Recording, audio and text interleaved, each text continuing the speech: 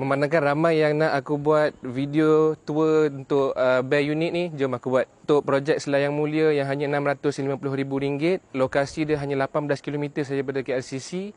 Jom kita tengok bare unit dia macam mana. Dan sama macam aku cakap tadi, 16 kaki kali 70 ataupun 75 kaki. Ini sama unit macam sebelah yang dah ada ID ni, type A1. So macam ni lah layout dia. Masuk-masuk saja macam aku bagi tahu sebelum ni. Akan nampak living area kan sini, ada living area. And then sliding door yang aku lupa nak bagi tahu tadi, sliding door ni lebih kurang 10 kaki.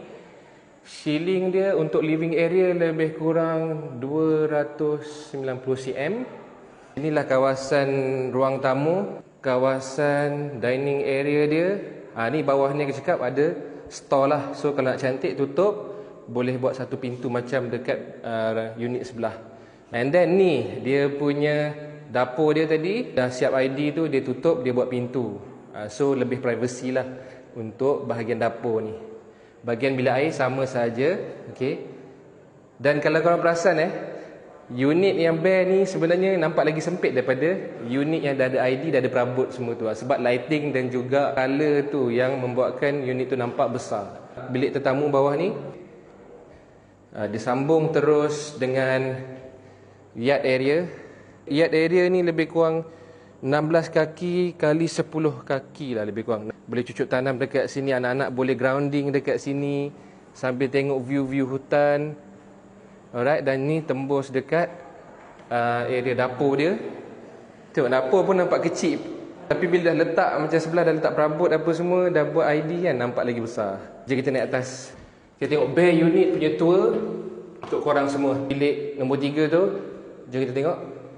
Bilik nombor 3 nampak kecil kan, tapi boleh masuk katil queen. Developer dia buat yang dah ada ID semua, nak bagi kita nampak, nak bagi buyer semua nampak lah. Bilik yang nombor 2, bilik air tadi tu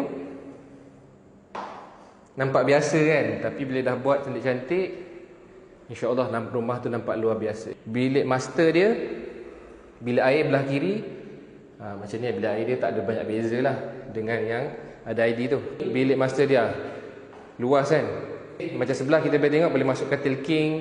Boleh ada, dia buat macam walk-in wardrobe punya style. Dia buat dinding kat tengah-tengah ni.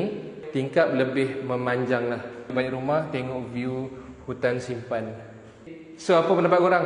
Berbaloi ke tak berbaloi beli rumah dekat Selayang Mulia ni yang hanya RM650,000 dan juga hanya 18 km saja